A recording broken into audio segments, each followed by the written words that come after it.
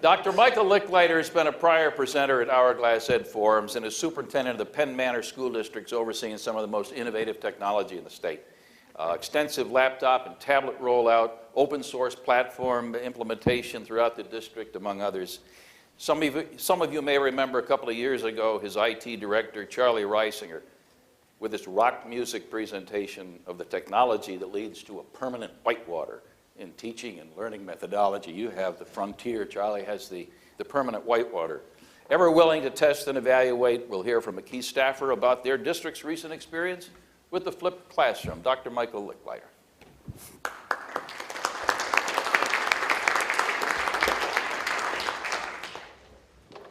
Thank you, Sid. About 2 years ago, Monty Milner gave me a call, and when Monty calls, you call back quickly.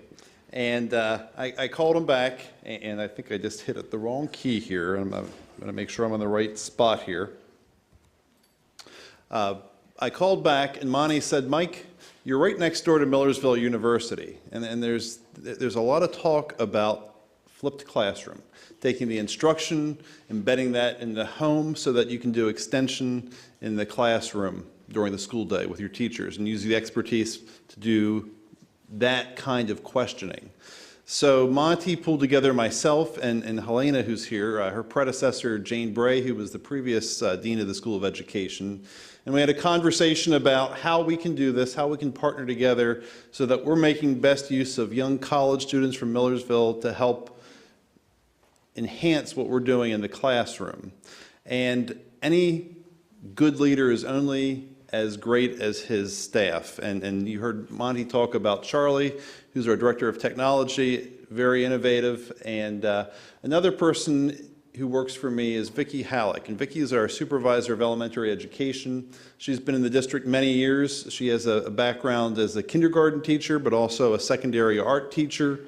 And when I became superintendent, the board said, who do you need to help move Penn Manor forward? And I said, Vicki's the person, because she understands elementary education, she understands early childhood, but more importantly, she is a master at bringing people together, to bringing teachers together to solve problems and to create solutions that move us forward. So Vicki has done a wonderful job working with Dr. Ollie Drayon from Millersville University, and at this point I'd like to have Vicki come forward and talk to you a little bit about our experience with the open classroom and taking that concept and making it real and responsive to what we're actually teaching in our classroom and not something that we're purchasing off the shelf. So Vicki.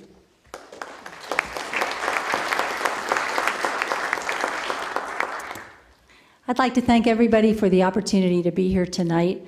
I would like to share with you the project that we started about 2 years ago. But first I want to ask you some questions. How many of you look back on your memories of homework, either in elementary school, middle school, high school, even college, with memories that were fond memories? How many of you had those experiences? Don't see too many hands up there. And I also want to ask you, how many of you remember struggling with those who supported you at home in the area of homework? Okay. Well, what we often hear from parents today is that homework sessions at home are anything but pleasant. Parents often battle with comments like, that's not the way my teacher taught me today. You don't know how to do it. Okay? Or struggle with the concepts that look very different from the way what they were exposed to during their years in educational, or during their educational careers. Oops. My apologies. Let's take a look at this homework sheet from 1974. Oh my, I'm sorry. Now let's take a look at this homework sheet from 2014. Not much has changed in many ways. Now I'm really generalizing. We have many innovative teachers who have done a lot with trying to bring homework into a more meaningful platform, but we do have lots of situations where homework is lacking. We want homework to be something that children experience time to have some practice, to have some meaningful time to be learning new concepts, mastering new concepts. So What we wanted to do is see what we could do to change the concept of this homework, make the process more meaningful, more engaging, more productive, and we were determined to find some answers. I'm here tonight to talk about the journey with the Flipped Classroom project and partnership that we formed with Millersville University. We all know, and we've heard tonight, the power of relationships. And that in anything that we do, whether that's educating children, working with colleagues, trying to get anything off the ground, we realize the power of relationships is key. So what is the flipped model? It's a model where the typical lecture or presentation of material and homework are reversed. Short video clips are viewed by students at home, while in the class, time is devoted to discussion and application of the content facilitated by the teacher. Let me emphasize the word application. And we all know with the push for and the need for transforming what we do in the classroom to meet the new challenges with Common Core, PA Common Core, we need to have these things in place. We also need to emphasize with the development in our students' 21st century skills that are so necessary for students to be successful in the workplace. Some of these, just to name a few: critical thinking, problem solving, collaboration, and effective oral and written communication. Again, just to name a few. We started this project, as Dr. Mike shared, with Monty Milner from the Hourglass Foundation, Dr. Jane Bray, professor at Millersville University, and we sat down, we talked about this concept. We talked about forming this partnership, and I'm happy to report that we're approaching our second year with this project. I was determined to involve teachers in Penn Manor who were innovative thinkers, enthusiastic about the teaching profession, flexible, collaborative, and frankly, people who were a pleasure to be with. The older I get, the more I realize it's important to surround myself with people who I enjoy being with. So people often ask me, how did you choose these teachers? Again, they needed to have the qualifications, but again, they needed to be people who were flexible, people who were going to be collaborative, and people who, frankly, again, were a pleasure to be with. The initial team consisted of our IT director, Mr. Charlie Reisinger, 3 6th grade teachers, 2 4th grade teachers, in 3 different schools. We expanded during the 2013-14 school year to include an additional 6th grade class and 2 5th grade classes. We partnered with Dr. Oliver Drayon, instructional technology professor at Millersville, along with Dr. Jennifer Shettle, who is an MU literacy professor. These 2 people have worked closely with the Millersville students, and we've partnered successfully. The journey began. Our initial meetings were centered on developing the concept, narrowing down our curricular area of focus, and the timeline for the implementation. We knew if we were going to be successful with this, we needed to start small, and we needed to make sure that we covered all of the details. We concentrated on the area of language arts, specifically reading instruction. When we started this process, we used the ADDIE model of design. And I just want to go through a few of these steps, share a few of these different steps that we took in each of these phases. In the analysis phase, Penn Manor joined the Millersville University staff to review the project details, review the types of data that would be used to evaluate the project. These included end-of-lesson vocabulary, skills tests, etc. We also discussed details concerning substitute coverage and scheduling collaborative sessions that needed to occur between Millersville and Penn Manor staff. Again, these needed to be worked out ahead of time. We needed to make sure we could budget for these items, and we needed to make sure that we were going to fit into a timely situation for both Millersville students in semester situations and our students.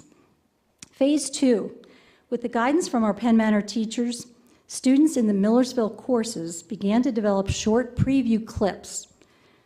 These were called proof of concept clips that were intended to help the students at Millersville develop into these longer clips that they ended up with. Students were actually collaborative in their efforts. They worked in small groups. We concentrated on nonfiction reading that our students would be exposed to in their reading lessons. Phase 3, the development. These draft proposals, again, were shared with the Penn Manor teachers on site, as well as a group of students. And students can be brutally honest. And that was the goal. Gathered groups of students around the table.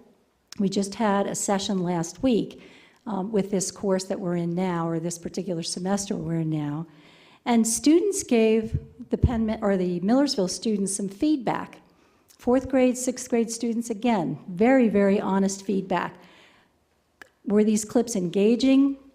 Were some of these things going to be things that would actually help them learn material?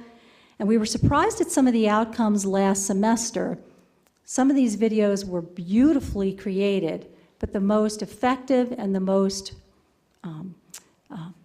videos that were most appealing to our students were the types that were interactive, the types that got them engaged, and the types of video clips where they actually developed some relationships with these Millersville students through the clips, because many of the students were actually their own actors in these particular clips. So that continued. We also worked with the implementation phase.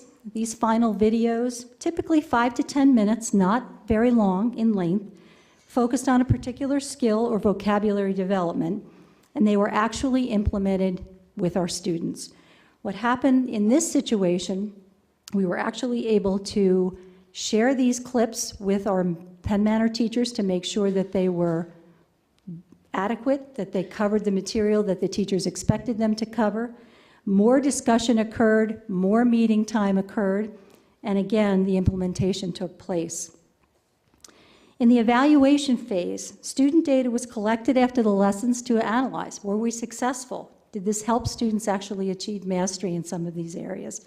We found great success. Many of you might be wondering, how did the technology integration occur, and how many students did we need to worry about with having access to technology? We are extremely fortunate to have an IT director in our district, Mr. Charlie Reisinger, who continues to be a part of curriculum discussion on a regular basis. Again, we are extremely fortunate. He was involved in this project from the beginning, and he will provide you with some information regarding the technology elements of the project. Thanks, Charlie.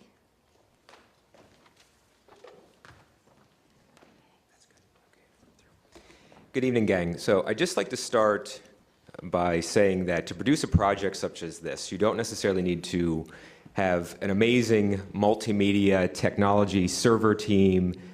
You don't have to have the latest and greatest gadgets or the most amazing infrastructure. One of our key design principles for this project was to come up with a high-tech concept, but with a very low-tech delivery. Because if you stop and think about it for a second, we really didn't know going into this that every single one of our students would have access to a high-speed internet connection. There's still sections of Lancaster County that are not reached by Comcast, or for many families, the cost of a high-speed connection is simply out of bounds for them. So when we initially designed how we were going to deliver these videos, we thought, well, how can we do this in a low-tech fashion to make sure that we reach every single child? So instead of going for high gloss, expensive delivery systems, expensive video systems, we turned to something that was very simplistic, something that we assumed that every single child, every single family might just have in their homes, the humble DVD player, right? Which we thought, again, not very expensive, usually something we would typically find.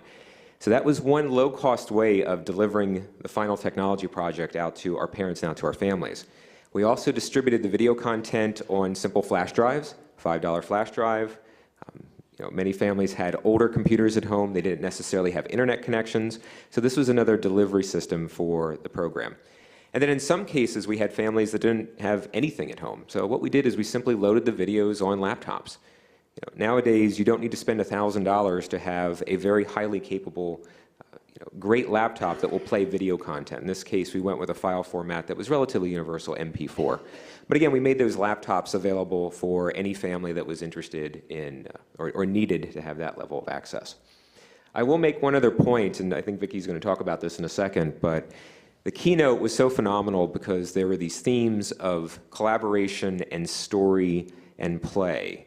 Extremely powerful, engaging ideas for young kids. And as the Millersville students were working with our teachers, with our students, and they were developing these video skits that eventually went out on these devices, it was amazing to see how those themes of story and play and characters were coming out. We saw those Sesame Street characters early on that were sort of mimicking like a board-like meeting, right? And some of those skits actually played out in the videos, and it was just remarkable to see that level of development from the MU students with feedback and the feedback loops that were happening with our kids. Just a few more comments. This is just a shot of one of our sessions that involved the Millersville students and our students in the classroom, in one of our classrooms in Penn Manor. These clips, the power of these clips, when they were developed and used, students could view these as often as they needed to view them. Some students said they viewed them 5 to 10 times. Another student said, I viewed it once and I knew the material, or I was successful with the material. The power came when teachers were back in the classroom the next day, because teachers could serve as facilitators of some rich discussion. They didn't need to spend as much time going over the actual initial lesson elements. They could actually go deeper. They could actually get into much more meaningful discussion with students during the day. So this is not to replace the teacher. This is to make the teacher time with students much more meaningful and much more productive. Our future. Okay, we found success with this model. Future direction, we hope to expand to the primary grades. That's our goal for next year. We are in the process this year, grades 4, 5, and 6. We again would like to expand to the K1, 2, and 3 world. And I have some teachers who are interested already just from hearing about this. We're going to be doing some staff development with our teachers this summer, because we'd like to get this concept expanded across the board. We do have many teachers who are actually using this flipped concept in their classrooms already and doing it very successfully.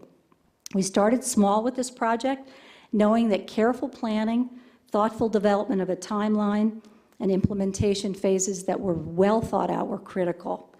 We hope to continue the partnership with Millersville, and in addition, we have some ideas to actually incorporate our high school students into a project like this. So many of them are doing the graduation projects. They're involved with all kinds of elements in their coursework. So again, I see this expanding to hopefully involve our high school world. And I haven't talked to our superintendent about that yet, so we'll be having some more conversations soon.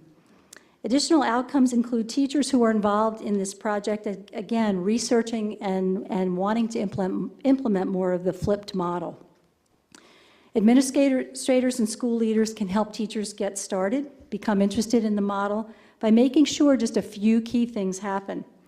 Help teachers to rethink what actually happens during class and how time away from the classroom can be better utilized. Modeling the behavior for teachers by using the flipped method as we create meaningful staff development sessions. You know, we often say students look to adults to model for them. You know, teachers look to administrators to model for them as well. So I see this flipped concept going beyond the classroom and actually having a place in staff development. And then making the production aspect of creating videos as easy as possible, as Charlie had alluded to, and making access or giving students access as easily as we possibly can. We recognize that many of our parents don't have computers or don't have internet access. We pay attention to those details on a daily basis. So again, leveling the playing field, making sure that all students have access to what we're producing is critical. I would like Charlie just to share one more thing about that high school piece. Because of this new initiative, some new things might be possible. So I think the best way to describe this is potentially flipping the flip model. So I think we'd all agree that knowledge is born from experience, and one of the best ways for our students to learn is to actually create the learning artifacts. Right? If you think back to anything that anybody in this room, anything that you ever learned and you learned really well, you learned it by doing, right? By actually getting involved in developing a product and polishing rough edges and just learning through doing.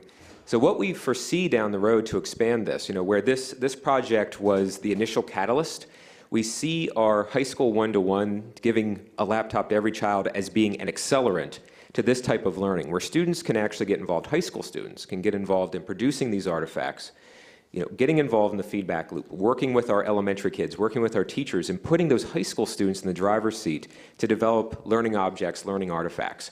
I think that really closes the loop and creates the most powerful learning experiences, not only for elementary students that are benefiting from this work, but also from our high school students that are getting the best taste of a real-world learning exercise. So we really see that as our future, again, putting the students in the driver's seat and having them own the learning. One last thing I'd like to mention, which I forgot to do previously, is Dr. Oliver Drayon, in the course that he teaches, this instructional technology instructional class, he actually has taken this whole initiative, and his students at the end of the semester, their final exam is to present the data to our Millersville, or to our Penn Manor staff. We go over to Millersville, and they actually, for about a 2 to 3 hour period, go through all of the flipped videos that they created. We review them, and we review the data that comes back from the student assessments. So it's a great way, it's an authentic way to understand, for them to understand what they're going to be expected to do when they get out into the teaching world. And it gives us an opportunity to continue to build that partnership. So again, we hope to continue the project. If anybody has any concerns, questions, anything you'd like me to share in terms of our journey to help you get started if you're interested, my contact information is up here. Again, I want to thank the Foundation for allowing me to speak to you tonight. Thanks again.